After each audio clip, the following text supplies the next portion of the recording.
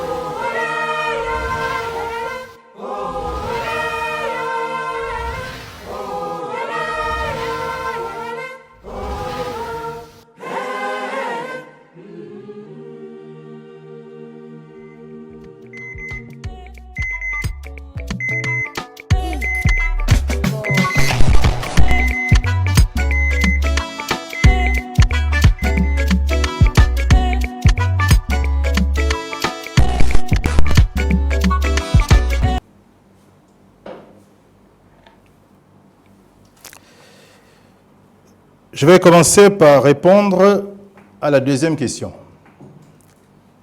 Et je finirai par la première, si ça vous convient. Nous allons faire une petite permutation. S'agissant de la seconde thèse, celle qui met l'accent sur les causes plutôt que les conséquences, qu'est-ce que je propose de façon très concrète pour que nous puissions avoir des lendemains meilleurs en 2023? Je pense que c'est bien ça votre question. Je ne l'ai pas trahi. Je propose par palier, un remède qui tient compte d'abord de chacun des Gabonais, de la psychologie de chaque Gabonais. Les Gabonais ont été bercés et ont vécu à travers un narratif qui leur a dit pendant plus de 62 ans que le mal de notre pays, c'est la classe dirigeante. Il faut déjà que, psychologiquement, les Gabonais reviennent à une autre vérité qui est peut-être plus prégnante, une vérité qui longtemps a été cachée. Je veux que, psychologiquement, les Gabonais sachent que le mal du Gabon n'est pas tant la marionnette, mais le marionnettiste qui active les ficelles de la marionnette. C'est le premier point du remède, au niveau de la psychologie, du mental de chacun. Donc, de la part du leader, un discours de vérité, et de la part du peuple gabonais, un reformatage du narratif. Deuxième chose, dès l'instant où sur le plan psychologique, les Gabonais savent que le véritable mal de leur pays, c'est la puissance coloniale occupante. Eh bien, ils doivent maintenant s'armer de courage. C'est le deuxième point du remède, le courage. Ce courage doit animer chaque Gabonaise et chaque Gabonais qui veut réellement changer de paradigme, changer la situation du pays. Car ce n'est pas dans le mensonge et dans la peur qu'on arrive à redresser des situations très complexes et très compliquées. Donc toujours au niveau de l'individu, voyez-vous, je suis très concret. Il faut accéder à la vérité et quand cette vérité, vous l'avez, elle vous affranchit de la peur. Il faut être déterminé à affronter le véritable adversaire. Troisième point du remède, c'est le nombre. C'est le nombre. Si 2, 3, 4 Gabonais sont conscients que c'est la France gaulliste, la France officielle et des réseaux, qui est à l'origine de notre situation, ils peuvent être soit marginalisés, comme ça a été le cas pour Luc Bongonossi, pour Moine Bading. Ils disent cela depuis maintenant 30 ans. Ils sont marginalisés. Le peuple pense que la vérité n'est pas de leur côté. Et donc, bien qu'ils disent la vérité, ils n'ont pas été écoutés par le peuple. Donc, le nombre est important. Si, à côté de Moine Bading et de Luc Bongonossi, s'ajoute Privat Ngomo, s'ajoute Abba Minko, s'ajoute 100 Gabonais, 300 Gabonais, 1000 Gabonais, 2000 Gabonais, 100 000 Gabonais, 500 000 Gabonais, eh bien, nous sommes en train de constituer l'armée qu'il faudra très concrètement pour affronter ce système. Dans les urnes, naturellement, ou pacifiquement dans la rue, pour manifester. Nous en sommes déjà au niveau sociétal, le troisième point du remède. Le quatrième point du remède. Le Gabon n'est pas le seul à vivre sous le joug néocolonial français. Tous les autres pays de l'espace francophone subissent la même vilainie française. Faut-il encore les citer? Nos pays frères d'Afrique centrale, ceux d'Afrique de l'Ouest et même ceux qui se trouvent du côté de l'océan Indien. Près de 14, 15 pays d'Afrique francophone qui vivent encore sous l'empire français.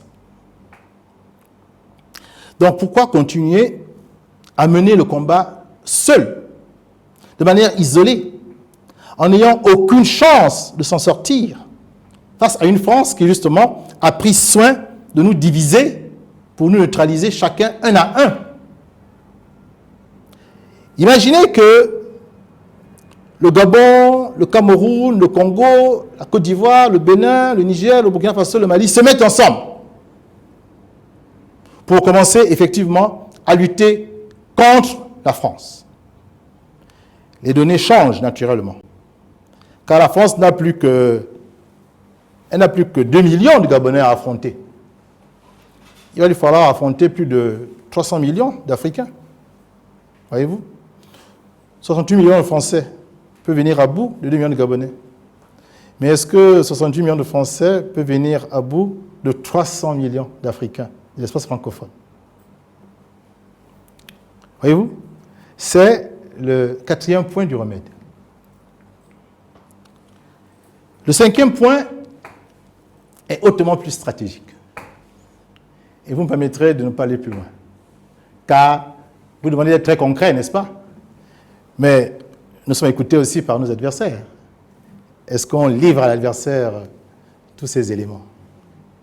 Donc, vous allez renchérir. Donc, il y a en fait 5 points de la posologie, du remède, 5. Je ne vous ai livré que 4. Et je me réserve le droit de livrer le 5e au moment opportun. Et ça, vous le comprenez, n'est-ce pas? Est-ce que vous pensez que le peuple gabonais a un besoin ineffable de changement. Oui, moi je le pense. Depuis 1993, les Gabonais veulent le changement. Ils ont toujours voté pour le candidat de l'opposition qui incarnait ce changement. En 1993, ils ont voté pour Paul Mba Bossolo, le leader charismatique du Morena des Bûcherons.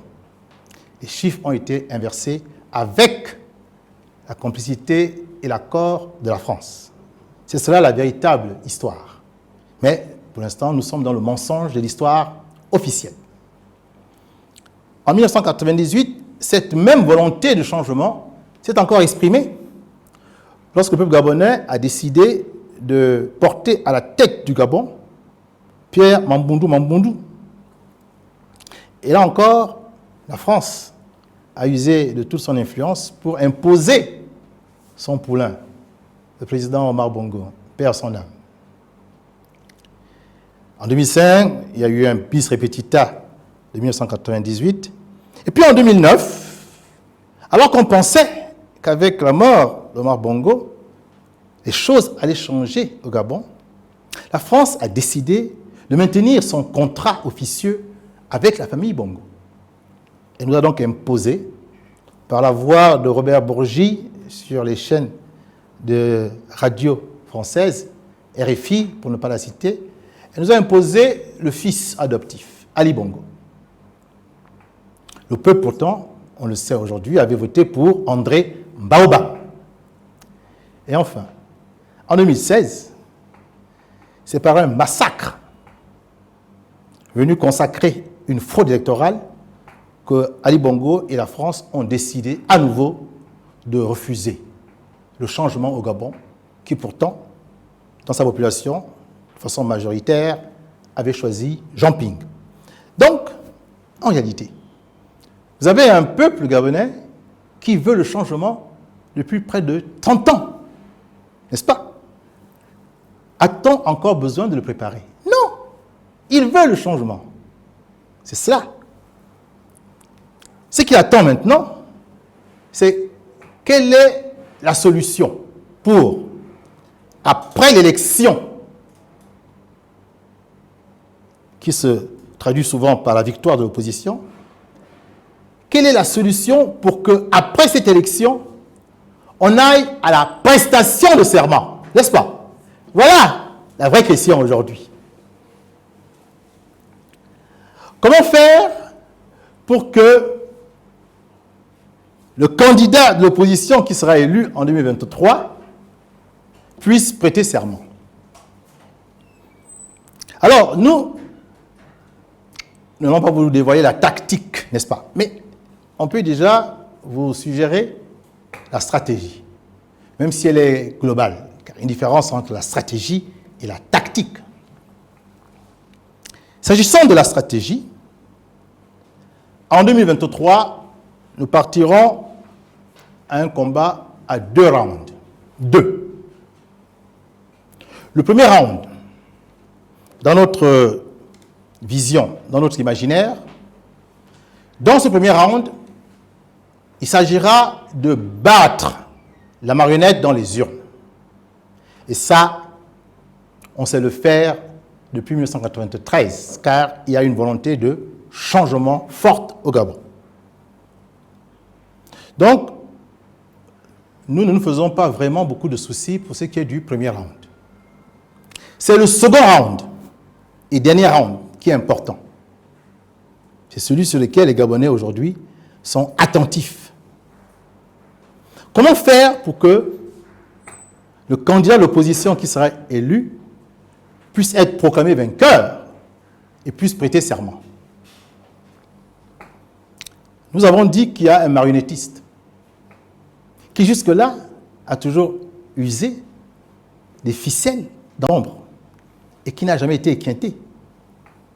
Nous avons dit qu'on va braquer sur lui les projecteurs. On va mettre la lumière sur ses actions malveillantes.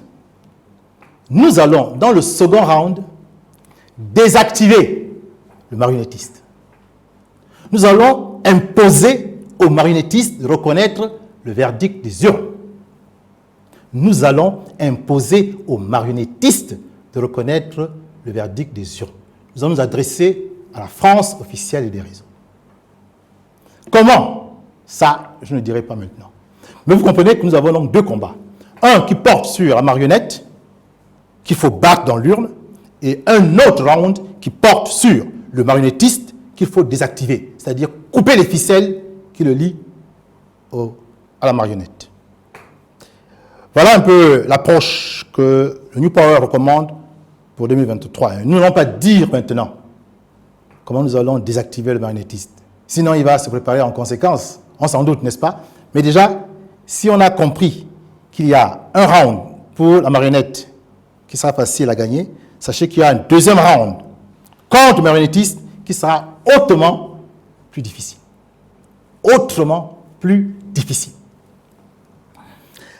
Alors, vous avez renchéri sur la seconde question, double question. Maintenant, je réponds à la première question. Monsieur Ngomo, serez-vous candidat en 2023, n'est-ce pas?